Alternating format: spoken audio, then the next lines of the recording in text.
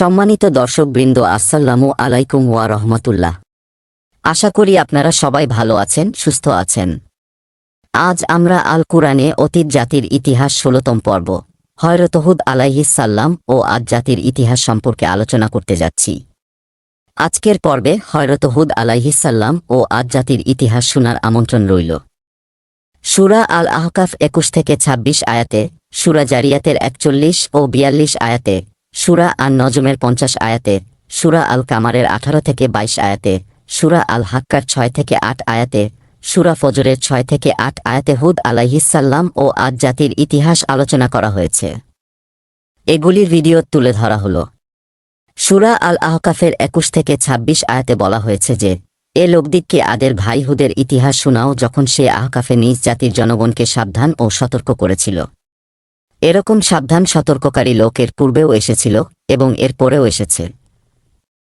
বলা হয়েছে যে আল্লাহ ছাড়া আর কারো বন্দেগী করবে না। আমি তোমাদের ব্যাপারে এক ভয়াবহ দিনের আযাবের আশঙ্কা বোধ করছি। লোকেরা বলেছে, তুমি কি আমাদিগকে বিভ্রান্ত করে আমাদের মাবুদদের প্রতি বিদ্রোহী ও অনমনীয় বানিয়ে দিবার উদ্দেশ্য নিয়ে এসেছ? ঠিক আছে, তুমি তোমার সে আযাবটা নিয়ে আসো, যার কথা বলে তুমি আমাদিগকে ভয় দেখাচ্ছ, যদি তুমি সত্যবাদী হয়ে থাকো। সে বলল, এ বিষয়ে জ্ঞান তো আল্লাহরই আছে। আমি তো তোমাদের নিকট শুধু সে পয়গাম পৌঁছে দিচ্ছি যা আমার নিকট পাঠানো হয়েছে।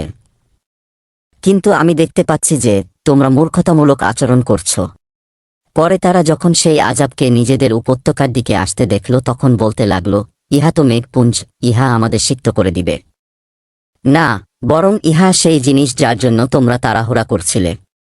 ইহা বাতাসের ঝড় তুফান। উহার মধ্যে অত্যন্ত পীড়াদায়ক আযাব চলে আসছে। তা তার রবের নির্দেশে প্রত্যেকটি জিনিসই ধ্বংস করে দিবে। শেষ পর্যন্ত তাদের অবস্থা এ দাঁড়ালো যে তাদের থাকার স্থানটুকু ছাড়া তথায় আর কিছু দেখা যাচ্ছিল না। বস্তুত এইভাবেই আমরা অপরাধীদিগকে কর্মফল দিয়ে থাকি। তাদেরকে আমরা সে সবই দিয়েছিলাম যা তোমাদেরকে দেয়নি। তাদেরকে আমরা কান, চোখ, হৃদয় ও মন সবকিছু দিয়েছিলাম। কিন্তু তাদের সেই কান কোনো কাজে আসে নাই, চোখ ও হৃদয়ও নয়, কেননা তারা আল্লাহর আয়াতসমূহ অমান্য করছিল।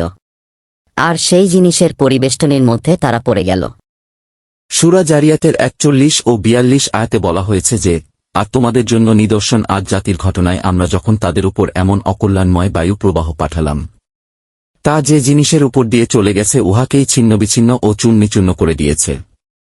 সূরা আন নজমের ৫০ আয়াতে বলা হয়েছে যে, আর এ কথাও যে তিনিই প্রথম আদকে ধ্বংস করেছেন।